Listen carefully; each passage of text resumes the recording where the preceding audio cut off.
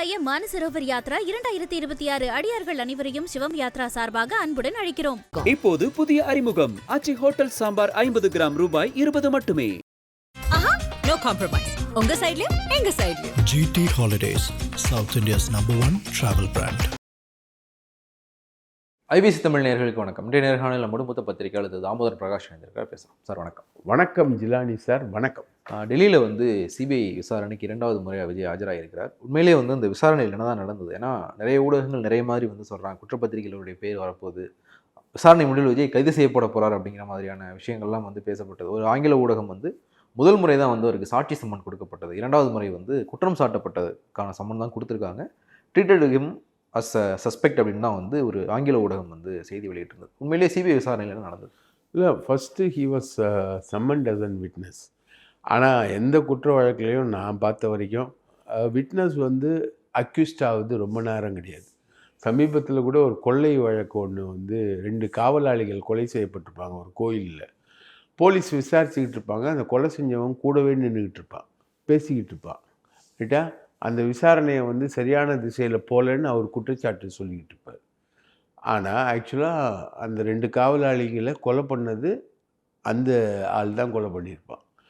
அப்போது விஷுவல்ஸ்லாம் காட்டினாங்க. அவன் சாட்சியாக நின்று போலீஸ்கிட்ட பேசுகிறது, அதெல்லாம் ஒரு இதுவாக காமிச்சு அதுக்கப்புறம் அவன் குற்றவாளியாக மாறுவான். குற்றவாளி சாட்சிக்கும் வித்தியாசம் கிடையாது. பட் இவர் முதல்ல கூப்பிடும்போது விட்னஸ் சம்மன் தான் கூப்பிட்றாங்க. அதுக்கப்புறம் விசாரணையில் தான் அவர் சஸ்பெக்ட் அப்படின்னு போகிறாங்க. சஸ்பெக்ட்னால் சந்தேகத்துக்கு இடமான வகையில் டேக் பார்ட் பண்ணவர் அப்படின்ற மாதிரி போகிறாங்க. ஸோ அவரோட role as a witness and suspect மாறுறதே ஒரு பெரிய சந்தேகத்துக்குரிய ஒரு விஷயம். எப்படி இப்படி விசாரிக்கிறாங்க, எப்படி இப்படி மாற்றுறாங்க அப்படின்னு. ஸோ இதோட எண்ட் ரிசல்ட்டு நீங்கள் கேட்குற மாதிரி இது என்ன ஆகும் அப்படின்றது தான். அப்போது எல்லா சிபிஐ கேஸ்லேயும் பார்த்திங்கன்னா பொள்ளாச்சி பாலியல் வழக்குலேயும் அடிஷ்னலாக குற்றவாளிகளை அரெஸ்ட் பண்ணுறாங்க. ரைட்டுங்களா? அஃப்கோர்ஸ் அஜித்குமார் சிபிஐ கேஸில் ஒன்றுமே நடக்கலை, இன்க்ளூடிங் அந்த டிஎஸ்பி வரைக்கும் இன்றைக்கி வரைக்கும் பிடிக்கவே இல்லை. நிகிதா கொடுத்த கம்ப்ளைண்ட் கரெக்டாக இல்லையான்னு கூட விசாரிக்கல. ஆனால் அதில் இதுக்கு முன்னாடி போன வழக்கு அது சிபிஐக்கு. அது ஸ்டேட் கவர்மெண்ட்டே தன்னுடைய காவல்துறை மேலே எழுந்த புகாரை விசாரிக்க சொல்லி கொடுத்த வழக்கு. அதில் கூட வேகம் கிடையாது, இவ்வளோ வேகம் கிடையாது. ஆனால் இந்த வழக்கில் இருந்த வேகம் ரொம்ப பெருசாக இருக்குது. நேற்றுலாம் விஜயை விசாரிச்சுக்கிட்டு இருக்கும்போதே ஜான் ஆரோக்கியத்துக்கு இந்த கேஸில் தொடர்பு இருக்குது அப்படின்னு செய்திகள் வந்துச்சு. இந்த செய்திகள் சிபிஐயை கசிய விடுதா? ஆமாம், சிபிஐ கசிய விடுறது தான். எப்போவுமே இங்கே இருக்கிற ஜேர்னலிசம் இல்லை, டெல்லி ஜேர்னலிசம். அங்கே நீங்கள் சிபிஐக்காரங்க பேசுவாங்க. 91-96 ஏகப்பட்ட அமலாக்கத்துறை வழக்குகள் போடப்படுது, சிபிஐ வழக்குகள் போடப்படுது. 91-96 96 எண்டில் நரசிம்மராவ் பீரியடு, மன்மோகன் சிங் நிதியமைச்சர். அப்போ தான் அமலாக்கத்துறை வழக்குகள்லாம் போடப்படுது. அப்போ நான் ஜேர்னலிசம் பண்ணவன் இங்கே. அப்போது சிபிஐயுடைய ஆட்கள் பேசுவாங்க. குறிப்பாக சிபிஐயோட வழக்கறிஞராக யார் இருக்காங்களோ அவங்க பேசுவாங்க. இந்த கேஸ் என்ன, இன்ட்ரகேஷன்னா, இதோட ஃப்யூச்சர் என்ன, டீட்டெயில்ஸ் என்னன்னு வரும். அப்போது இந்த இன்ட்ரகேஷனுடைய டீட்டெயில்ஸ் நீங்கள் அனலைஸ் பண்ணிங்கன்னா, ஒன்று they should be made as an accused. அப்படி அக்யூஸ்ட் ஆகும்போது தான் அக்யூஸ்ட் ஆகும்போது 2 பாசிபிலிட்டி வரும். They can be arrested. அவங்கள இம்மீடியட்டாக பிடிச்சி ஜெயிலில் போடலாம். 1. 2வது அப்படி ஜெயிலில் போடுறாங்களோ இல்லையோ அவங்கள கண்டிப்பாக சார்ஜ் ஷீட்டில் அவங்க பேர் வரும், கண்டிப்பாக வரும். அப்போது அந்த 2 பாசிபிலிட்டியும் இருக்குது. அப்போது உங்களுக்கு நேற்று நார்த் இந்தியா ஊடகங்கள் எல்லாமே is not a witness, is a சஸ்பெக்ட்னு என்டிடிவிலேருந்து, டைம்ஸ் நவ்லேருந்து எல்லாருமே ரன் பண்ண ஆரம்பிச்சிட்டாங்க. பெரிய அளவுக்கு ஸ்டோரி ரன் பண்ண ஆரம்பிச்சிட்டாங்க. அப்போது அந்த மாதிரி சோர்சஸ் அது எப்படின்னா சிபிஐ சோர்சஸ் இன்ட்ரகேஷன் எப்படி போகுது வருது, அதுக்கேற்ற மாதிரி சோர்ஸ் என்னன்றது. கேள்விகள் கூட ஓரளவுக்கு லீக் ஆச்சு. என்னென்ன கேள்விகள் அவருக்கு இருக்குது அப்படின்றது லீக் ஆச்சு. அப்போ அவர் கொடுத்த பதில் என்ன, அதுக்கப்புறம் அடுத்து வந்த கேள்விகள்னால் அதெல்லாம் கூட ஓரளவுக்கு லீக் ஆச்சு. ஸோ இதில் விஜய் கிட்டத்தட்ட ஃபிக்ஸட் மாதிரி தான் தெரியுது. அதோட கூட ஜான் ஆரோக்கியம், ஆதவ் அர்ஜுன் இவங்க எல்லாருமே ஃபிக்ஸட் மாதிரி தான் வந்ததா. இதில் வந்து ஆதவ் அர்ஜுன், ஜான் ஆரோக்கியம், விஜய் 3 பேரும் வந்து ரொம்ப ஹைலி ப்ரிஃபர்டு குற்றவாளிகள் அப்படின்ற மாதிரி தான் டெல்லியில் இருக்கக்கூடிய சோர்சஸ் வந்து சொல்லிக்கிட்டு. இல்லை, இப்போ இந்த இதில் வந்து பாஜக விஜய் வந்து ஒரு நெருக்கடி கொடுக்குறாங்க. என்டிஏவுக்குள்ள விஜய் வேணாம் அப்படிங்கிற முடிவுக்கு வந்து பாஜக தலைமை வந்துருச்சு. குறிப்பாக வந்து பிஎம்ஓக்கு சில தகவல்கள் போயிருக்கு. என்டிஏக்குள்ள அவர் வர்றதுனால வந்து எந்த பிரயோஜனமும் இல்லை அப்படின்னு சொல்லிட்டு. ஸோ பாஜக விஜய் இவ்வளவுக்கு நெருக்கடி கொடுக்குது அப்படின்னா என்டிஏக்குள்ளேயும் அவரை கூப்பிட போகிறது இல்லை அப்படின்னா அவங்களுடைய நோக்கம் என்ன, இதில் அஜெண்டா என்ன? அதுதான் ரொம்ப சஸ்பெக்டடாக இருக்குது. ஒன்று வந்து அவங்க என்டிஏக்குள்ளே கூப்பிட்றதுக்காக இந்த விஷயத்தை சீரியஸாக பண்ணணும். அவர் வந்து என்ன சொன்னாங்க, 100 சீட்டு கேட்குறாரு, முதலமைச்சர் பதவி கேட்குறாரு அப்படிலாம் சொல்லிக்கிட்டு இருந்தாங்க. அப்படின்னா ஓகே, அப்படின்னா அவரை வந்து இவ்வளோ பண்ணிவிட்டு அதுக்கப்புறம் அவர் வந்து பாஜகக்குள்ளே வந்து அவர் வந்து கூட்டணிக்குள்ளே வந்து அவர் நிற்கிறதா இருந்தால் சரி அப்படின்னாங்க. அவர் 100 சீட்டு கேட்குறாரு, முதல்வர் பதவி கேட்குறாரு அப்படின்லாம் சொன்னாங்க. அதுக்கப்புறம் அதை வந்து 40 சீட்டாக குறைச்சிக்க முடியுமா அப்படின்ற மாதிரியும் கேட்டாங்க அப்படின்னாங்க. ஸோ அவங்களுக்கு வந்து இனிஷியலாக அந்த மாதிரி ஒரு விஷயம் இருந்திருக்கலாம் அவங்களுக்கு. அதுக்கான ப்ராசஸ் வந்து அதுக்காக ஸ்டார்ட் பண்ணியிருக்கலாம்.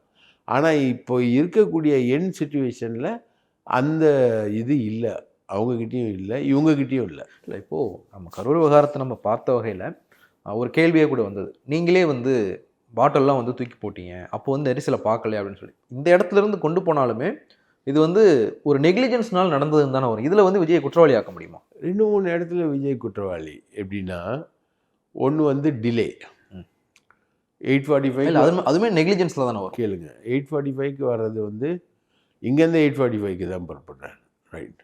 அதுக்கப்புறம் வந்து அங்கே போய் சேர்றாரு. கூட்டம் வந்து நாமக்கல் கூட்டம் அட்ரஸ் பண்ணுறாரு. அட்ரஸ் பண்ணிவிட்டு இங்கே வரும்போது வந்து ஒரு 2000 பேர் பைக் முன்னாடி வருது, ரைட்டா. அதுக்கப்புறம் பின்னாடி வந்து ஒரு 100கணக்கான கார் வருது. இன்னொன்று வந்து இந்த கூட்டத்தை வந்து ரொம்ப லேட்டாக கூட்டுறாங்க. 12 மணிக்கு விஜய் அட்ரஸ் பண்ணுவார்னு சொல்லப்படுற ஒரு கூட்டத்தை வந்து அதை வந்து புசி ஆனந்தும் சொல்கிறாரு. சமூக ஊடகங்களில் விளம்பரங்களும் கொடுக்குறாங்க. இல்லை, புசி ஆனந்த் பேட்டிலேயே சொன்னார். கரூர் எஸ்பி ஆஃபீஸ் வெளில அவர் சொல்லும்போது 12 மணிக்கு வெளிச்சாமிபுரத்தில் விஜய் பேசுகிறார் தான் புசி ஆனந்த் சொன்னார். அது சொல்கிறாரு. அதுக்கப்புறம் விளம்பரங்கள் கொடுக்குறாங்க இல்லையா, பத்திரிகைகள், அதுலேயும் அதான் கொடுக்குறாங்க. போலீஸுக்கும் இவங்களுக்கும் நடந்த உரையாடல்கள்லையும் 12 மணிக்கு வருவாருன்னு தான் சொல்லிக்கிட்டே இருக்காங்க. டிலே ஆகுது. நம்ம ஊடகங்கள் உங்கள் விஜய் உயிரென வருவார்னு பாட்டு போட்டு பின்னணியில் ஒலித்த நம்ம ஊடகங்கள் வந்து 3 மணிலேருந்தே போட்டுச்சு, இன்னும் சற்று நேரத்தில் விஜய் பேசுவார் அப்படின்னு வாச்சா. அதுக்கப்புறம் அவர் வர்றாரு. வரும்போது கும்பல் வந்து அங்கே அந்த குற்றவாளின்ற கான்செப்டை நான் சொல்கிறேன். அந்த ஊரில் வந்து 30 ஊர் சுற்றி இருக்குது, கரூரை சுற்றி இருக்குது. 30 ஊருக்கும் பஸ் சர்வீஸ் நிறுத்தப்பட்டுருச்சு. ஏன்னா இந்த இடத்துல அவ்வளோவுக்கு அதிகமான கூட்டம் வந்து கூடி டோட்டல் சிட்டியே, சின்ன சிட்டி கரூர், அதை டிஸ்டர்ப் பண்ணிடுச்சு. பஸ் சர்வீஸ் வந்து நடக்கலை. பஸ் சர்வீஸ் நடக்கலைன்னொன்னே பஸ் ஸ்டாண்டில் இருக்கிறவங்களாம் என்ன வருவான், ஆட்டோமேட்டிக்காக விஜய் வராருன்னு பார்க்க வந்திருக்காங்க. பெரிய அளவுக்கு பார்க்க வந்திருக்காங்க. நடிகர் விஜய்ன்றவர் ஒரு பெரிய நடிகர், அதனால் அவரை பார்க்க வந்திருக்காங்க. அதுக்கப்புறம் கூட்டம் கூடுறதுக்காகவே இவங்க வந்து அன்றைக்கி சனிக்கிழமை, அன்றைக்கி கூலி வாங்கிட்டு வர்றவங்க வந்து கொஞ்சம் சரக்கு டாஸ்மாகில் போட்டு இங்கே எல்லோரும் வருவாங்க அப்படின்னு. பஸ் சர்வீஸ் இல்லாததுனால எல்லோரும் வர்றாங்க, கூலி வாங்கிட்டு வர்றதுனால எல்லோரும் வராங்க. அதுக்கப்புறம் இவங்க ஒவ்வொரு ஊருக்கும் வேன் அனுப்புகிறாங்க, ரசிகர் மன்ற வேனு. அதில் வந்து கும்பலை கூட்டிகிட்டு வராங்க. அதுக்கும் டைமிங் கிடையாது, 12:30லேருந்தே அது வருது, ரைட்டா. இவங்க வந்து போலீஸோடு வச்சுக்கிட்ட கம்யூனிகேஷன். அதுக்கப்புறம் பார்த்திங்கன்னா விஜய் வந்து பர்டிகுலராக உள்ளே வர்றது வந்து பிரச்சனையாகுது. அப்போது ஒரு தடியடி மாதிரி நடத்தி அதை உள்ளே கொண்டு வராங்க அவரை. இவர் வந்தது ராங் ரூட்டு, லெஃப்டில் வரணும், இவர் ரைட்டில் வர்றாரு. 1 2 அது இல்லாமல் முக்கியமான ஒரு மேஜர் அஃபென்சஸ் இவர் சைட்லேருந்து என்னென்னா, அந்த பல அடி தூரத்துக்கு முன்னாடி லைட் ஆஃப் பண்ணுறாரு. அப்போது அங்கே இவரை பார்க்க நின்ற கும்பல் வந்து அப்படியே தெரிச்சு ஓடி வந்து இந்த கும்பலோடு சேரும். அதே மாதிரி இவர் அங்கே பேச ஆரம்பிக்கும் போதே ஒரு செக்யூரிட்டி ஆஃபீஸர் வந்து ஒய்பிரிவு பாதுகாப்பு இவர் கொடுத்துருக்காங்க.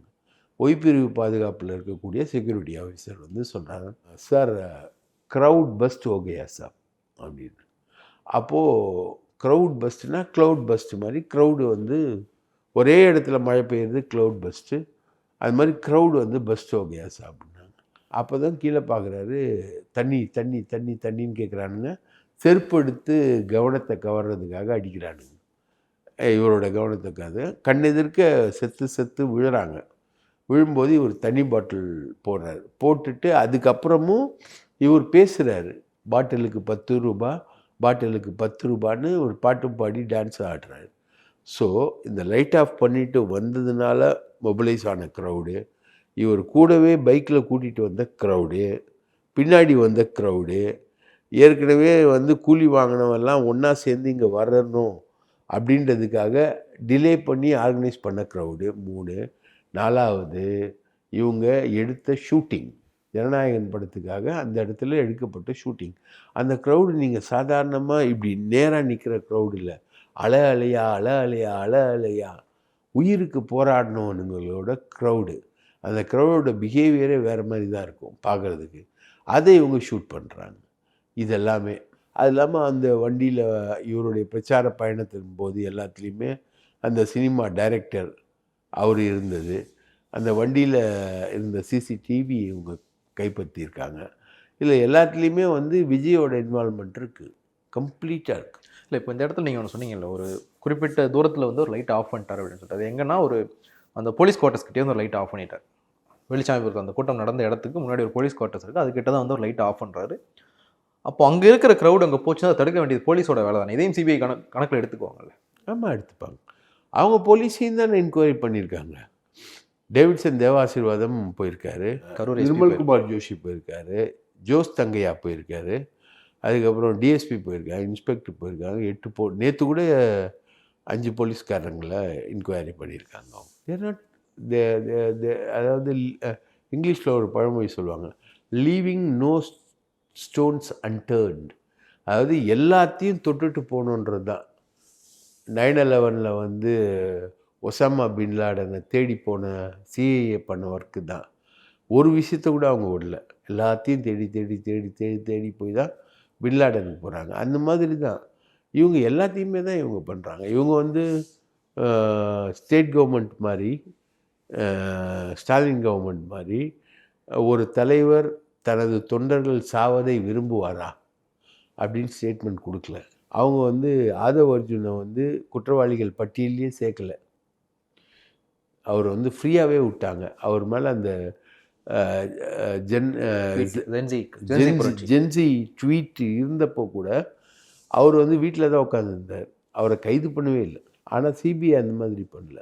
அவரை கூப்பிட்டாங்க, சிபிஐ கூப்பிட்ருக்காங்க. அப்போது விஜயையும் கூப்பிட்றாங்க, இப்போது ஜான் ஆரோக்கியத்தையும் கூப்பிட்றாங்க. ஏன்னா எவ்ரி திங். ஸோ இதோட எல்லா டைமென்ஷன்லேயும் அவங்க விசாரிக்கிறாங்க. இல்லை இதில் சிபிஐ விசாரணையிலேருந்து எப்படி விஜயை கேள்வி கேட்கப்பட்டதா இந்த மாதிரியான செய்திகள் வந்து, இந்த கேள்விலாம் விஜயை கேட்டாங்க அப்படின்ற மாதிரி செய்திகள் வந்ததோ அன்னைக்கு காலையில், அதாவது செப்டம்பர் 27 கரூரில் பிரச்சாரம் நடந்த அன்னைக்கு காலையில் இல்லை அதற்கு முந்தின நாளும் வந்து ஆம்புலன்ஸ்கள் தரப்புக்கும் போலீஸ் தரப்புக்கும் சில டிரான்சாக்ஷன்ஸ் நடந்திருக்கு அப்படிங்கிற மாதிரியான செய்திகளும் வந்து அது நடந்ததா? அந்த மாதிரி ஒன்று நடந்திருந்தா இவங்க சொல்கிற மாதிரி காலையிலேயே வந்து ஒரு 30-40 ஆம்புலன்ஸுக்கு செந்தில் பாலாஜி டீமை சேர்ந்த கிருஷ்ணமூர்த்தின்றவர் அட்வான்ஸ் பே பண்ணி அவங்க வர வச்சுருந்தா, அதுக்கான பேங்க் டிரான்சாக்ஷன்லாம் இருந்திருந்தா இந்நேரம் கிருஷ்ணமூர்த்திலாம் உள்ளே போயிருப்பார், செந்தில் பாலாஜி உள்ளே போயிருப்பார். அது மாதிரி எதுவுமே இவங்களால ப்ரூஃப் பண்ண முடியல. இவங்க அஃப்கோர்ஸ் இவங்க முன் வச்ச டிஃபென்ஸே அதான், எனக்கு எங்கேயுமே எந்த பிரச்சனையும் நடக்கலை, எனக்கு கரூரில் மட்டும்தான் பிரச்சனை இருந்தது, அது காரணம் செந்தில் பாலாஜி. அவங்க பிளான் பண்ணி இது பண்ணிட்டாங்க. போலீஸ் வந்து தங்களோட திறமையை பயன்படுத்தி அந்த கும்பலை கட்டுப்படுத்தலை. அஃப்கோர்ஸ் அதில் ஒரு ஃபேக்ட் இருக்குது. என்னென்னா ஜோஸ் தங்கையான்ற போலீஸ் ஆஃபீஸர் டேவிட்சன் தேவாசீர்வாதத்தோடைய சொந்தக்காரர். சாத்தாங்குளத்தில் அவர் வீட்டுக்கும் இவர் வீட்டுக்கும் 4 வீடு வித்தியாசம்தான், ரைட்டுங்களா? அந்த ஜோஸ் தங்கையா வந்து எஸ்பி அங்கே கொண்டு வந்து போகிறதே செந்தில் பாலாஜி தான். அதுக்கு உதவுறது வந்து அண்ணன் டேவிட்சன். இதில் வந்து அதுக்கு முன்னாடி வந்து அவர் வந்து எக்கனாமிக் விங்கில் தான் இருக்கார். அவர் இம்மீடியட்டாக அடுத்த போஸ்டிங் வந்து அவர் கரூர் போஸ்டிங்க்கு தான் அவர் போகிறார், எஸ்பி கரூர். அவர் அது மாதிரி இப்போ பெரம்பலூரில் ஒரு அம்மா, பெண் அம்மா வந்து எஸ்பியாக இருக்காங்க.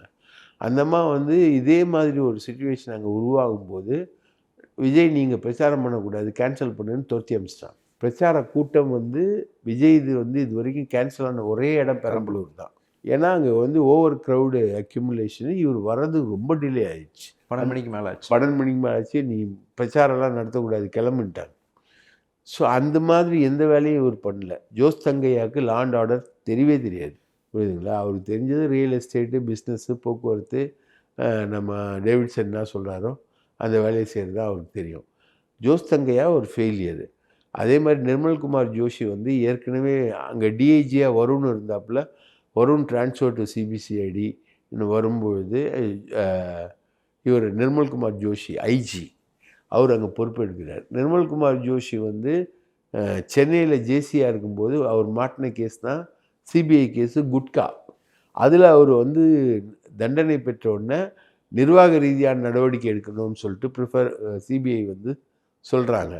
அவர் மேலே நிர்வாக ரீதியான நடவடிக்கை அவர் மேலே தினகரன் ஒருத்தர் இருக்கார், அவர் மேலெலாம் எடுக்கவே இல்லை, விட்டாங்க. அப்படியே இது வந்து ஹேப்பன்னு வச்சுக்கேன். இது வந்து இவங்களோட வீக்னஸ்ஸு. ஆர்சிபி வந்து கர்நாடகாவில் 11 பேர் செத்தப்போ அங்கே இருந்த போலீஸ் ஆஃபீஸர்ஸ் 5 பேர் மேலே நடவடிக்கை எடுக்கப்பட்டு, இங்கே வந்து போலீஸ் ஆஃபீஸர்ஸ் மேலே நடவடிக்கை எடுக்கல, ஆதவ் மேலேயும் நடவடிக்கை எடுக்கல, விஜய் மேலேயும் நடவடிக்கை எடுக்கல. ஸோ இதெல்லாம் சிபிஐ நடவடிக்கை எடுக்கும். இதெல்லாமே சிபிஐ வந்து ரொம்ப இதுவாக இருக்குது. ஸோ இவங்களோட டிஃபென்ஸ் வந்து போலீஸ் மேலே தான் இருக்குது. போலீஸ் சரியாக பண்ணலன்னு. போலீஸ் அஃப்கோர்ஸ் சரியாக பண்ணல, அதில் மாற்றுக்கருத்தே கிடையாது. இந்த இவ்வளோ பெரிய துயரத்துக்கு விஜய் மட்டுமே காரணம் கிடையாது, போலீஸும் காரணம் தான். ஆனால் 2 பேரும் ஜாயிண்ட் ரெஸ்பான்சிபிலிட்டின்னு தான் வரணுங்க. அப்போது விஜயுடைய இரஸ்பான்சிபிலிட்டியை சிபிஐ சொல்லாமல் இருக்காது இல்லையா? விஜய்க்கும் இரஸ்பான்சிபிள் தான். விஜய் பொறுப்பான ஆளாக நடந்துக்கல.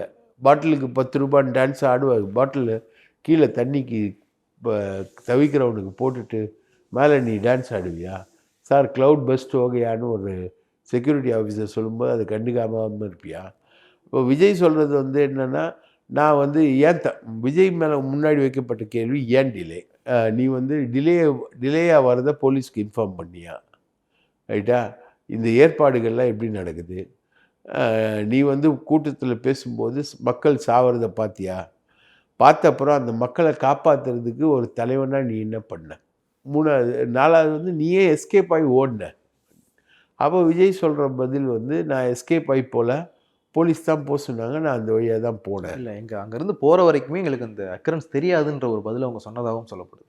அது எப்படி அக்கரன்ஸ் தெரியாது? அவர் தானே மேலேருந்து பேசுகிறாரு. ஃபஸ்ட்டு போலீஸ்க்கு நன்றின்றார். First contradiction Vijay is a bundle of contradiction. First contradiction வந்து எனக்கு போலீஸ்க்கு நன்றின்னு. எப்படி நீ வந்து இன்றைக்கி போலீஸ் சரியில்லைன்னு குற்றச்சாட்டுற போலீஸுக்கு நீ எப்படி அன்றைக்கி நன்றி சொல்லுவ? செகண்ட் வந்து நீ பாட்டில் போடுற, அதுக்கப்புறம் பாட்டிலுக்கு 10 ரூபா டான்ஸ் ஆடுற, அதுக்கப்புறம் ஒரு ஆம்புலன்ஸ் வந்து உண்மையிலேயே மூவ் ஆகி வருது, அது வந்து தாவேக்காவோட ஆம்புலன்ஸ். அது என்னப்பா நம்ம கட்சி கொடியெலாம் போட்டு ஒரு ஆம்புலன்ஸ் வருது, என்ன இது அப்படின்னு நீ கேட்குற. அப்போ உனக்கு அக்கரன்ஸ் தெரியாமல கேட்குற, உன் கண்ணெதுக்கு தான் நீ பாட்டில் போடுற. அப்போ அந்த பாட்டில் க்ளவுட் பஸ்ட் ஓகையா சாப், க்ரௌடு பஸ்ட் ஓகையா சாப்னு உங்ககிட்ட சொல்கிறதுக்கான வீடியோ இருக்குது, ரைட்டா? மக்கள் சாவறதுக்கும் மக்கள் வந்து கதறதுக்கும் அவங்களே எடுத்த பல 100 வீடியோக்கள் இருக்குது. 3வது வந்து நீ வந்து எடுத்த வீடியோக்கள் இருக்குது, உன்னோட வீடியோக்கள், மக்கள் சாவறது போகிறது வருது. அவசரமாக நீங்கள் கீழே இறங்கும்போது எதுக்காக இறங்குறீங்க? உங்களுக்கு நடந்தது என்னன்னு தெரியாதுன்னா பிரச்சாரத்தை பாதியில் முடிச்சுட்டு நீங்கள் ஏன் கீழே இறங்குறீங்க? என்னன்னு தெரியாமல் தான் நீங்கள் பிரச்சாரம் தானே பண்ணியிருப்பீங்க. அப்போ நீங்கள் முடிச்சுட்டு கீழே இறங்குறீங்கன்னா உங்களுக்கு நடந்தது தெரியுது, நடந்தது மக்கள் சாவுறாங்கன்றது உங்களுக்கு தெரியுது, அதுக்காக தான் நீங்கள் கீழே இறங்குறீங்க. இல்லை, இப்போ இந்த இடத்துல நீங்கள் சொன்னீங்க இந்த மாதிரி ஒரு டிரான்சாக்ஷன் நடந்திருந்தது, ஆம்புலன்ஸஸ்க்கும் செந்தில் பாலாஜி தரப்பில் இருந்தவருக்கும் டிரான்சாக்ஷன் நடந்திருந்தால் அந்த கிருஷ்ணமூர்த்தின்றவர் வந்து கைது செய்யப்பட்டிருப்பார், செந்தில் பாலாஜியை கூட கைது செய்யப்பட்டிருப்பார் அப்படின்னு சொல்லிட்டு தாவேக்கால இருந்து நிர்மல்குமார் என்ன சொல்கிறார் அப்படின்னா, உள்துறை அமைச்சர் அமித்ஷா வச்சுட்டு நயினார் நாகேந்திரன் தான் பேசினார் செந்தில் பாலாஜிக்கு தொடர்பு இருக்குன்னு சொல்லிட்டு, ஏன் வந்து செந்தில் பாலாஜிக்கு சம்மன் இன்னும் கொடுக்கல சிபிஐ அப்படிங்கிற ஒரு இதை கேட்டார். இல்லை, சம்மன் கொடுக்கப்பட வேண்டியது செந்தில் பாலாஜிக்கு நயினார் நாகேந்திரனுக்கு. சம்மன் கொடுக்கப்பட வேண்டியது வந்து நயினாருக்கு கொடுப்பாங்க. ஆனால் நயினார் வந்து கேரி பண்ணி பேசின அன்றைக்கி வந்து எல்லாருமே வந்து தாவேக்காக்கு வக்கீலாக தானே இருந்தாங்க. இல்லை, அவர் இப்போ ரீசெண்டாக பேசினார், அமித்ஷாவுடைய மேடையில் புதுக்கோட்டையில் வச்சு பேசினார், செந்தில் பாலாஜி தான் அது காரணம் அப்படின்னு சொல்லிட்டு. அதாங்க இப்போ இல்லை, எனக்கு ஒரு சந்தேகம் என்னன்னா, இப்போ ஒரு அக்கரன்ஸ் நடந்திருக்கு, அது விசாரணை கமிஷனோ இல்லை சிபிஐ விசாரிக்குதுன்னா அது தொடர்பாக யார் பேசினாலும் அவங்களை கூப்பிடுவாங்க. நீங்கள் இது பேசுனீங்களே, எதுலேருந்து பேசுனீங்க? இப்போ உதாரணத்துக்கு ஆறுமுகசாமி ஆணையம் வந்து பன்னீர்செல்வத்தை கூப்பிட்டு அப்படி தான் கேட்டு சந்தேகம் இருக்குன்னு சொல்லிட்டு நீங்கள் எப்படி சொன்னீங்க அப்படின்னு சொல்லிட்டு. அதே மாதிரி செந்தில் பாலாஜி தான் காரணம் நயினார் நாகேந்திரன் சொன்னார் அப்படின்னா நயினார் நாகேந்திரனுக்கு சம்மன் அனுப்பணும் தானே, நீங்கள் எந்த ஆதாரத்தின் அடிப்படையில் அது பேசுனீங்க அப்படின்னு சொல்லிட்டு. இதில் செந்தில் பாலாஜியும் நயினார் நாகேந்திரன் வந்து விசாரணைகளை கொண்டு வரப்படுவாங்களா? நயினார் நாகேந்திரன் கொண்டு வரப்படுவாரா தெரில. இவங்களோட எல்லா எஃபர்ட்டும் செந்தில் பாலாஜி கொண்டு வரணும்னு தான் இருந்தது. அதுக்கான ப்ரூஃப்ஸ் எதையுமே இவங்களால் கொடுக்க முடியல, டெமான்ஸ்ட்ரேட் பண்ண முடியல. இவங்க சொல்லக்கூடிய தியரியை சிபிஐயாலேயே, இதுக்கு இங்கிலீஷில் ஒரு அழகான வார்த்தை சொல்லுவாங்க, கொராபரேஷன். கொராபரேட் பண்ணால் தான் நீங்கள் அதை கூப்பிட முடியும். இப்போ நயினாரில் 10,000 பேர் பேசலாம். இதே அண்ணாமலை பேசினார்ல, ஒரு தலைவர் வந்து தொண்டர் சாவதை விரும்புவாரா அப்படின்னு பேசினார் அண்ணாமலை, உடனடியாக பேசினார். ஏன் அதுக்கப்புறம் சிபிஐ வந்து விஜயை கூப்பிட்டுச்சு? அப்போது அந்த பேச்சுக்கள்லாம் எடுக்கப்படல. பல பேச்சுக்கள் இருக்குது இதில், அது எடுக்கப்படல. அதில் இவங்க முன்வைக்கக்கூடிய தியரி வந்து முழுக்க அந்த செந்தில் பாலாஜி தியரி. அதை வந்து சிபிஐ சீரியஸாக எடுக்கலை. இப்போ தானே விசாரணை ஆரம்பிச்சிருக்குது, எடுக்கவே வாய்ப்பு இல்லைன்னு சொல்கிறீங்களா? எடுக்க வாய்ப்பு இல்லை. இல்லை, இப்போது இந்த வழக்கை சிபிஐக்கு மாற்றுறதுக்கு உச்சநீதிமன்றம் சொன்ன காரணம் அப்படின்றது வந்து இந்த அக்ரன்ஸ் நடந்திருக்கு. இது நடந்த சில நாட்கள்லேயே வந்து அரசினுடைய உயர் அதிகாரிகள், ஏடிஜிபி வந்து கரூரில் வச்சு ப்ரெஸ் மீட் கொடுக்குறாரு. அன்றைக்கி நைட்டே டிஜிபி ப்ரெஸ் மீட் கொடுக்குறாரு, அதுக்கப்புறம் ஏடிஜிபி ப்ரெஸ் மீட் கொடுக்குறாரு. அரசுடைய உயர் அதிகாரிகள், உள்துறை செயலாளர் எல்லோருமே வந்து செக்ரட்டரியேட்டில் உட்காந்து இந்த விஷயத்தை பற்றி பேசுகிறாங்க. வருவாய்த்துறை செயலாளர் வந்து ப்ரெஸ்ஸை அட்ரஸ் பண்ணி என்னென்ன நடந்துச்சு அப்படின்றது வந்து பவர் பாயிண்ட் போட்டு எக்ஸ்பிளைன் பண்ணுறாங்க. ஸோ வந்து இது அந்த அரசு வந்து விசாரிக்க வேணாம் அப்படின்னு சொல்லிட்டு சிபிஐக்கு இதை நகர்த்துறாங்க. இதே மாதிரியான ஒரு இதை வந்து செந்தில் பாலாஜியும் பண்ணார். அவரும் வந்து ப்ரெஸ் மீட் கொடுத்து விளக்கம்லாம் சொன்னார்ல. ஸோ அவரையும் வந்து விட்னஸாக கூப்பிடுவாங்களா? அரசு வந்து விளக்கம் சொன்னது வந்து நான் ஒரு ப்ரெஸ்ஸாக நான் எப்படி பார்க்குறேன்னா, அவங்க சொன்னது வந்து சமூக வலைத்தளங்களில் வந்த பல்வேறு விதமான குற்றச்சாட்டுகளுக்கான விளக்கம்தான் அவங்க சொன்னது. அரசு மீது வந்து விளக்கம், அதில் ஒரு விளக்கம் வந்து போஸ்ட்மார்ட்டம் எப்படி இவ்வளோ குயிக்காக பண்ணீங்க அப்படின்னு. அதுக்கு வந்து சட்ட ரீதியான ஒரு விதிமுறை இருக்குது, அதுபடி பண்ணோம். எல்லா போஸ்ட்மார்ட்டத்தையும் ஓவர் நைட்டில் முடிக்கல, ஒரு சில போஸ்ட்மார்ட்டம் 2 நாள் கழிச்சு கூட நடந்தது. அதுக்கான ஆர்டர் பிறப்பிப்பதற்கு அமுதா அம்மா சொன்னதில் மிகப்பெரிய விளக்கமாக அந்த ப்ரெஸ் மீட்டில் நான் பார்க்குறது வந்து போஸ்ட்மார்ட்டம் ஏன் அவ்வளோ ஹரியாக பண்ணீங்க, அதுவும் ஒரு சதி குற்றச்சாட்டோட ஒரு பகுதி தான். உடனடியாக ஸ்டாலின் போகிறாரு, துபாயிலேருந்து உதயநிதி வராரு, உடனடியாக போஸ்ட்மார்ட்டம் பண்ணுறாங்க அப்படின்றது அந்த சதி குற்றச்சாட்டோட ஒரு பகுதி தான். அந்த சதி குற்றச்சாட்டின் ஒரு பகுதி அவங்க மறுக்கிறாங்க. அது மாதிரி கத்தி வச்சு குத்துனாங்க, பெப்பர் பவுடர் அடித்தாங்க, அந்த மாதிரிலாம். அதே மாதிரி வேலுச்சாமிபுரத்தை ஏன் தேர்ந்தெடுத்தாங்க, வேலுச்சாமிபுரத்துக்கான சாய்ஸ் என்ன, இவங்க என்ன சொன்னாங்க, அவங்க என்ன, இவ்வளோ தான் அவங்களுடைய விளக்கம். செந்தில் பாலாஜியும் வந்து தன் மீது வைக்கப்பட்ட குற்றச்சாட்டுகளுக்கான விளக்கம். இப்போ இவங்க அரசு அதிகாரிகள் சொன்ன விளக்கத்தையும் சரி, ரைட்டுங்களா, செந்தில் பாலாஜி சொன்ன விளக்கத்தையும், அதில் இருக்கக்கூடிய உண்மைத்தன்மைகளை புலனாய்வு செய்யக்கூடிய ஒரு ஏஜென்சி தான் உறுதிப்படுத்தணும். சிபிஐ இது வரைக்கும் அதை உறுதிப்படுத்தலை.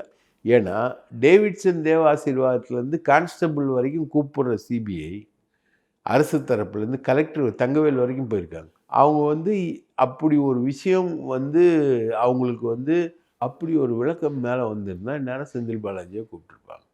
ஸோ நான் வந்து இதுக்கு மேலே அரசியல் ப்ரெஷர் ஏதாவது வந்து செந்தில் பாலாஜியை கூப்பிட மாட்டாங்க அப்படின்றது நான் சொல்ல வரல. ஆனால் இது வரைக்கும் நடந்த விசாரணையில் செந்தில் பாலாஜி மேலே விஜய் டீம் வச்ச குற்றச்சாட்டு அங்கே ருசுவாக்கப்படவில்லை, கொராபரேட் ஆகலை. இல்லை, ஆனால் அவங்க சொல்கிறாங்களே ஒரு போஸ்ட்மார்ட்டமில் வந்து ஃப்ளாஸ் இருந்ததுன்றதுக்கான ஆதாரங்கள் இருக்குது, ஓவர் நைட்டில் பண்ணதுக்கான ஆதாரங்கள் இருக்குதுன்னு சொல்கிறாங்களே தாவேக்கா தரப்புல. சார் ஃப்ளாஸ் வந்து எல்லா போஸ்ட்மார்ட்டத்துலேயும் இருக்கும் சார். போஸ்ட்மார்ட்டத்தில் வந்து ஃப்ளாஸ் இல்லாமல்லாம் இருக்காது. இப்போ நம்ம கேஸ்லேயே பார்த்தோம் எவ்வளோ ஃப்ளாஸ் இருந்ததுன்னு. அந்த பொண்ணு வந்து கற்பழிக்கப்பட்டதாக சொல்லப்படுது. முதல்ல வந்து ஒரு டியூட்டர்கிட்ட கொடுத்து போஸ்ட்மார்ட்டம் பண்ண வைக்கிறாங்க வேணும்னே. அந்த டியூட்டர் பண்ண ஃபஸ்ட்டு வேலை என்ன தெரியுமா, அந்த பாடியை கழுவுறது தான். நீங்கள் கழுவுனீங்கன்னா ட்ரேசஸ் போய்டும் இல்லையா, பிந்து ஏதாவது அந்த இது இருந்தால் போகும் இல்லையா, அந்த டியூட்டர் பண்ணது வந்து அதுதான். அதுக்கு வந்து ஒரு சதி திட்டம்னு சொல்கிறாங்க ஸ்ரீமதி தரப்புலேருந்து. அது மாதிரி போஸ்ட்மார்ட்டத்தில் வந்து ஃப்ளாஸ் வந்து இருக்க தான் செய்யும். இதில் வந்து மக்கள் மிதிப்பட்டு செத்துருக்காங்க அப்படின்றது தான் வந்து முக்கியமான தேரி கண்டுபிடிப்பை தவிர, அவங்க வந்து குத்தி கொலை செய்யப்பட்டிருக்காங்களா அப்படின்றது அந்த போஸ்ட்மார்ட்டத்தோட ஃபைண்டிங்கில் வரல. மக்கள் மிதிப்பட்டு மூச்சு திணறி செத்துருக்காங்க, ரைட்டா? அந்த மூச்சு திணறல் தான் அந்த போஸ்ட்மார்ட்டத்தோட படியாக இருந்ததே தவிர, மற்றபடி வந்து குத்தி கொலை பண்ணப்பட்டிருக்காங்க அப்படின்றது ஒரு விஷயமே கிடையாது. ஸோ எல்லோரும் மூச்சு திணறி இறந்துருக்காங்க, ஆக்சிஜன் பற்றாக்குறையால் இறந்துருக்காங்க. அதுதான் வந்து ஃபைண்டிங். இதில் போஸ்ட்மார்ட்டத்தில் வேறு என்ன ஃப்ளாஸ் இருக்குது? அதில் ஃப்ளாஸ் அவசரமாக வந்து அந்த உடல்கள்லாம் எரிக்கப்பட்டது இல்லையே. 3 நாள் கழிச்சுலாம் எரிக்கப்பட்ட உடல்கள்லாம் இருக்குது. நான் வேணால் லிஸ்ட்டு கொடுக்குறேன். அந்த அந்த தேரி அடிபட்டு போயிடுச்சு, ரைட்டுங்களா? அந்த டாக்டர்ஸ் இது வரைக்கும் போஸ்ட்மார்ட்டம் பண்ண டாக்டர்ஸ் இது வரைக்கும் சிபிஐ கூப்பிடவே இல்லை. இங்கே மட்டும் இல்லை சார், விசாரணை கரூர்லேயும் நடந்திருக்கு. கரூரில் கான்ஸ்டபிள் வரைக்கும், கடைக்காரன் வரைக்கும், ரோட்டில் போனவங்க வரவங்க வரைக்கும் விசாரிச்சிருக்காங்க. சேட்டலைட் இமேஜிங் எடுத்திருக்காங்க. உள்துறை அதிகாரிகள் வந்து டிஸ்டன்சஸ் எல்லாத்தையும் மெஷர் பண்ணியிருக்காங்க, எல்லாமே பண்ணியிருக்காங்க. அவங்க வந்து போஸ்ட்மார்ட்டம் டாக்டர்ஸ் கிட்ட அவங்க போகவே கிடையாது. ஸோ இந்த இடத்துல வந்து விஜயை சிபிஐ இவ்வளோ கிரில் பண்ணுறதுக்கான ஒரு அவுட்கம்மாக வந்து தேர்தலை தாவேக்கா புறக்கணிக்கும் அப்படிங்கிற மாதிரியான செய்திகளும் வந்து பேசப்படுது. அதுக்கான வாய்ப்பு இருக்கா? இதுக்கு மேலே அந்த கட்சி இருக்குதான்னு எனக்கு தெரியல. தாவேக்கான்ற ஒரு கட்சி செத்து போயிடுச்சு. அது ஒரு அதீதமான விமர்சனமா இல்லையா? அதீதமான இப்போது தாவேக்கா தரப்பில் தாவேக்காவினுடைய முக்கிய நிர்வாகி ஒருத்தர்கிட்ட வந்து பேசிகிட்டு இருந்தப்போ அவர் சொன்னது, எங்களுக்கு நெருக்கடி வர்றது உண்மை. ஜனநாயகன் படத்துக்கு இவ்வளோ ப்ரெஷர் வருதுன்னா எங்கள் கட்சியை வந்து நெருக்கடிக்கு உள்ளாக்குறாங்க, நிறைய விஷயங்கள் இது பண்ணுறாங்க, பட் நாங்கள் வந்து அதுக்கு ஈல்டாக மாட்டோம் அப்படிங்கிற விஷயத்தை வந்து அவங்க சொல்கிறாங்க. ஆனால் நீங்கள் இப்போது கடைசியாக வந்த தகவல், சிபிஐ விஜய் இவ்வளோ நெருக்கடிக்கு உள்ளாக்குறதுக்கான அவங்க டிமாண்ட் பண்ணுறது வந்து டெல்லியிலேருந்து டிமாண்ட் பண்ணுறது இங்கே தேர்தலில் போட்டியிடக்கூடாது அப்படின்னு. அப்படியான ஒரு இடத்துக்கு இந்த கட்சி நகர வாய்ப்பு இருக்கா? தேர்தலில் போட்டியிடக்கூடாதுன்ற இடத்துக்கு வந்து இவங்க தேர்தலில் போட்டியிடுறதுனால வந்து திமுகவுக்கு தான் லாபம். போட்டியிடுறதுனால இடாமல் போனாலும் அதிமுகவுக்கு ஒன்றும் பெரிய லாபம் கிடையாது, ரைட்டா? நீங்கள் வந்து இடாமல் போனால் என்ன, போன பார்லிமெண்ட் தேர்தல் சினாரியோ தான் வரும். எவ்வளோ 217 சீட்டில் திமுக ஜெயிச்சு. இல்லை, அப்போ ஏடிஎம்கே பிஜேபி தனித்தனியாக இருந்தாங்களே. ஆமாம், ஏடிஎம்கே பிஜேபி தனித்தனியாக இப்போ சேர்ந்துருக்காங்க. இப்போ சேர்ந்துருக்காங்க. அதனால் மாறுமான்றது ஒரு பெரிய சினாரியோ தான். அது ஒரு கொஸ்டின் தான். ஆனால் விஜய் வந்து எந்த விதத்துலேயும் ஏடிஎம்கேக்கு வரக்கூடிய வாக்குகளை வந்து அவர் டிஸ்டர்ப் பண்ணி அவர் தனதாக்குற மாதிரி இல்லை. அவர் வந்து அவருக்கே உரிய வாக்குகளை தான் அவர் எடுக்கிறார் அப்படின்றது தான் இது வரைக்கும் வந்து. அது ஹார்ட்லி 6% தான் தம்பி வரும். இவங்க சொல்கிற மாதிரி 30% 40%லாம் விஜய்க்கு ஓட்டு கிடையாது. 6 to 8% தான் ஓட்டு.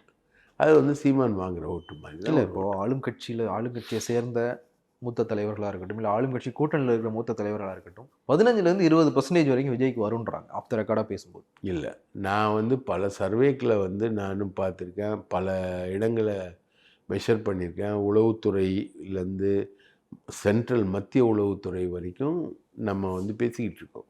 நம்மளும் ஒரு பத்திரிகையாளர்கள் ஆஃப் த ரெக்கார்டில் எங்ககிட்டையும் பேசுவாங்க. Hardly 6 to 8%. இப்போது இன்டெலிஜென்ஸ் வந்து டெல்லிக்கு வந்து ஒரு ரிப்போர்ட் கொடுத்துருக்கு, விஜய் தேர்தலில் போட்டிட்டார்னா அது வந்து மோர் அட்வான்டேஜ் டு டிஎம்கே அப்படிங்கிற ஒரு ரிப்போர்ட் வந்து டெல்லிக்கு போயிருக்கு. அதனால தான் விஜய் வந்து தேர்தலில் இருந்து நகர்த்துறதுக்கான வேலைகளை டெல்லி பண்ணுது அப்படின்றாங்க. இதுக்கான வாய்ப்பு இருக்கா? ஏன் இப்போ தேர்தலேருந்து ஒருத்தர் நகர்த்தவே முடியாதுங்க. இப்போ சீமான் வந்து போட்டி போடுறது, அவர் யாருக்கு ஆதரவாக நிற்கிறாரு, யாரை நிற்க வைக்கிறாரு, எந்த கேண்டிடேட் போடுறாரு, எந்த தொகுதியில் போடுறாரு, எப்படி போடுறாரு, அதெல்லாம் வந்து இண்டிவிஜுவல் விஷயங்கள். நீங்கள் ஒரு இண்டிவிஜுவல் பார்ட்டியை பஞ்ச் ஆஃப் இண்டிவிஜுவல்ஸ் வந்து தேர்தலில் நிற்க வைக்காமல் யாராலையுமே தடுக்க முடியாது. இந்த மாதிரி ஒரு ப்ரெஷர் கொடுத்து அவர் வந்து தேர்தலில் நிற்க வைக்காமல் பண்ணவே முடியாது. ஆனால் விஜய் வந்து அவரோட ரெலவன்ஸை அவர் இழந்துட்டார். இவ்வளோ பெரிய தாக்குதல் வந்து மத்திய அரசு உங்கள் மேலே தொடுக்கும்போது நீங்கள் அதுக்கு ரியாக்ட் பண்ணியிருக்கணும். நீங்கள் ரியாக்ட் பண்ணாதப்போ உங்களோட ரெலவன்ஸ் வந்து போயிடுச்சு. என்ன சிஎம் சார் அப்படின்னு கேட்டிங்களா, என்ன பிஎம் சார்னு கேட்டுக்கணும். சரி, நீங்கள் கேட்கலன்னா கூட பரவாயில்ல, உங்கள் தொண்டரடி பொடியாழ்வார்கள் ரைட்டுங்களா, லயோலா மணி வரைக்கும் அவங்க கேட்டிருக்கணும்.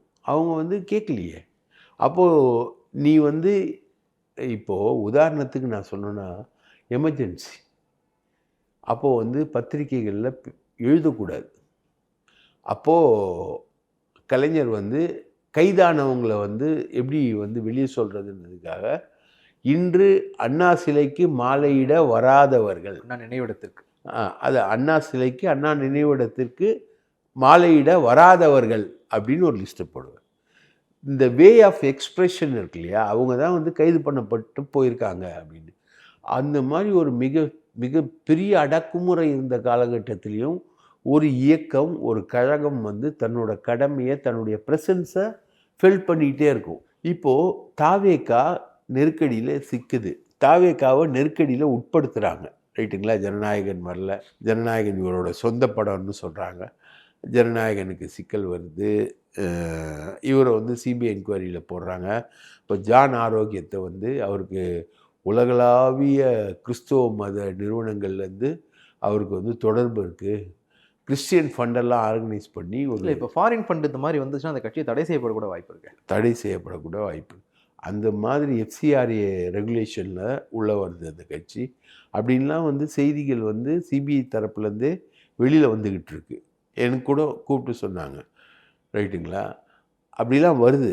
இவ்வளோ பெரிய கிரைசிஸில் ஐடென்டிட்டியவே கிரைசிஸ் பண்ணுறாங்க. இவங்களுடைய தோற்றம், வளர்ச்சி. தோற்றத்தில் 2 விஷயங்கள் தான் முக்கியம். ஒன்று வந்து இந்த எஃப்சிஆர்ஏ ஃபண்டுன்ற இந்த இது, ஆதவ் அர்ஜுன் கொடுக்கக்கூடிய அந்த லாட்ரி ஃபண்டு, அவர் குடும்பத்திலேருந்து எடுத்துகிட்டு வந்து கொடுக்குற ஃபண்டு. இந்த 2 ஃபண்டு தான் முக்கியமான ஃபண்டு. இதை வச்சு தான் மூமெண்ட் நடத்தியிருக்காங்க, இயக்கம் நடத்தியிருக்காங்க. இது எல்லாத்தையுமே கழுத்தை பிடிச்சி நசுக்கும்போது உன்னுடைய ப்ரெசன்ஸை நீ சொல்லணும்ல. இல்லை, இப்போது ஆதவ் அர்ஜுனுடைய ஃபண்டு அப்படின்னா அதே மாதிரி ரிலேட்டட் ஃபண்டு வந்து டிஎம்கே பிஜேபிக்கும் போயிருக்கல. ஆமாம், நீங்கள் அதை வந்து கேள்விக்குள்ளாக்க முடியாது. ஜான் ஆரோக்கியசாமி மூலமாக வர்றதா சொல்லப்படுற இந்த வெளிநாட்டு நிதி கேள்விக்குள்ளாக்கப்பட வேண்டியது. ஆனால் ஆதவ் அர்ஜுனுடைய நிதி வந்து கேள்விக்குள்ளாக்க முடியாது. அது முடியாது. அது புனிதமான நிதி. ஏன்னா மிஞ்சி போனால் ஒரு 13 அமலாக்கத்துறை வழக்குகள் தான் இருக்குது. அந்த நிதியை எப்படி மார்ட்டின் சம்பாதிச்சார்ன்றதுக்கு ஒரு இல்லை, அது 13 கேசஸ் தான் இருக்குது. திமுகவாக இருக்கட்டும், பாஜகவாக இருக்கட்டும், அந்த நிதி வாங்கினாங்க தானே. வாங்கினாங்க. இப்போது ஜான் ஆரோக்கியசாமி மேலே வைக்கப்படுற இந்த குற்றச்சாட்டு இருக்குல்ல, வெளிநாட்டு நிதியை வந்து கொண்டு வந்தார், முறைகேடாக கொண்டு வந்தார் அப்படின்ற மாதிரியான ஒரு குற்றச்சாட்டு இருக்குன்னா, இதை வச்சு இவங்க தாவேகாவை தடை செய்ய வாய்ப்பு இருக்கா? வாய்ப்பு இருக்குது. அப்போ நான் என்ன கேட்குறேன், சிபிஐ என்கொயரி ஒரு பக்கம், தாவேகாவை எஃப்சிஆர்ஏ சட்டத்தில் தடை செய்ய நடக்கிற முயற்சிகள் அப்படின்னு வரக்கூடிய செய்திகள் ஒரு பக்கம், ஜனநாயகன் படத்துக்கு வந்திருக்கக்கூடிய சென்சார் போர்டு பிரச்சனை ஒரு பக்கம், மொத்தமாக வந்து தாவேகா முடங்கிடுச்சு. ஒரே ஒரு இந்த கமிட்டி மாதிரி ஒன்று போட்டு ஒரு இதை பண்ணாங்க. அதை தவிர தாவேகாவோட ஆக்டிவிட்டீஸ்ன்றது ஒன்றுமே கிடையாது. இவ்வளோ உங்களை அடிக்கும்போது நீங்கள் ஏற்கனவே சொன்ன மாதிரி நாங்கள் சீனில் இல்லாதவங்களை பற்றிலாம் பேச மாட்டோம் அப்படின்னு நீங்கள் சொல்கிறீங்க இல்லையா, அப்படி கூட எடுத்துக்கிட்டால் கூட இது வந்து உங்களை அடிக்கிற அடி, இது வந்து உங்கள் மேலே வரக்கூடிய அடி விமர்சனம். அடின்றதுக்கு விமர்சனம் இருக்கு இல்லையா. ஒரு சிபிஐக்கு போகிறாரு, அது சொல்கிறாரு, இது சொல்கிறாரு, ஜான ஆரோக்கியத்தை இப்படி பண்ண போகிறாங்க, அப்படி பண்ண போகிறாங்க, ஆதவ் அர்ஜுன் அப்படி சொன்னார், நிர்மல் போட்டு கொடுத்துட்டாரு விஜயை, முழுக்க முழுக்க விஜய் தான் காரணம்னு சொன்னார் அப்படின்னு நிர்மல் போட்டு கொடுத்த, இது மாதிரி பல செய்திகள் வருது இல்லையா. இந்த செய்திகளுக்கு நீங்கள் வந்து ஒத்த வரியில் பதில் சொல்லலாம். அதாவது எப்படின்னா, இது வந்து நான் எங்களுடைய நிலை தொடரும் அப்படின்னு நிர்மல் ஒரு ஸ்டேஜில் சொன்னார். அதிமுகவோட கூட்டணியாக சிக்னல் கிடைச்சிருச்சு, அதெல்லாம் எங்கேயோ போயிடுச்சு, போட்டாச்சு, பிள்ளையார் சொல்லி போட்டாச்சு அப்படின்லாம் நம்ம எடப்பாடி வந்து புலகாங்கிதை அடையும் போது ஒரே சிங்கிள் லைனு, யார் நிர்மல், எங்களுடைய பழைய நிலை தொடரும், நாங்கள் வந்து அதிமுகவுடன் கூட்டணி இல்லை அப்படின்னு ஒரு லைன் சொன்னார் இல்லையா. அந்த லைனை இன்னைக்கு சொல்கிறதுக்கு நிர்மலுக்கு எந்த வாய் தடுத்தது? எங்களை தாக்குகிறார்கள், எங்களை முடக்க பார்க்கிறார்கள், எங்கள் மீது மிக கொடுமையான தாக்குதல் நடத்தப்படுகிறது, இதை நாம் ஜனநாயக ரீதியில் சந்திப்போம், சட்டபூர்வமாக சந்திப்போம், நியாயமான முறையில் சந்திப்போம், எங்களை தாக்குபவர்கள் யாராக இருந்தாலும் அவர்கள் ஒரு நாள் நிர்மூலமாவார்கள், அவர்கள் மக்களுக்கு பதில் சொல்லியே தீர வேண்டும். நம்ம திருச்சி வேலுசாமி ஸ்டைலில் சொல்கிறதுக்கு என்ன? அப்போது நீங்கள் பேசக்கூடாது, பண்ணக்கூடாது, போகக்கூடாது, வரதுக்கூடாதுன்னா அப்போது ஒரு பொலிட்டிக்கல் பார்ட்டியுடைய பேசிக் எக்ஸிஸ்டன்ஸே போயிடுச்சு. அதுதான் நான் சொல்கிறேன், தாவேக்கா செத்து விட்டது. பார்க்கலாம். இன்னைக்கு கூட வந்து அவங்க தேர்தல் அறிக்கை கூட்டம்லாம் வந்து நடத்தியிருக்கிறாங்க. அவங்க மேலான விமர்சனங்களையும் எப்போ பதில் சொல்கிறாங்கன்னு பார்க்கலாம். இணைவும் கருத்துக்கு மிக்க நன்றி. வாய்ப்பளித்ததற்கு மிக்க நன்றி. மற்றொரு நிகழ்ச்சியை சந்திக்கலாம். நன்றி, வணக்கம். திருக்கைலாய மானசரோவர் யாத்ரா 2026 அடியார்கள் அனைவரையும் சிவம் யாத்ரா சார்பாக அன்புடன் அழைக்கிறோம். இப்போது புதிய அறிமுகம் ஆச்சி ஹோட்டல் சாம்பார் 50 கிராம் ரூபாய் 20 மட்டுமே.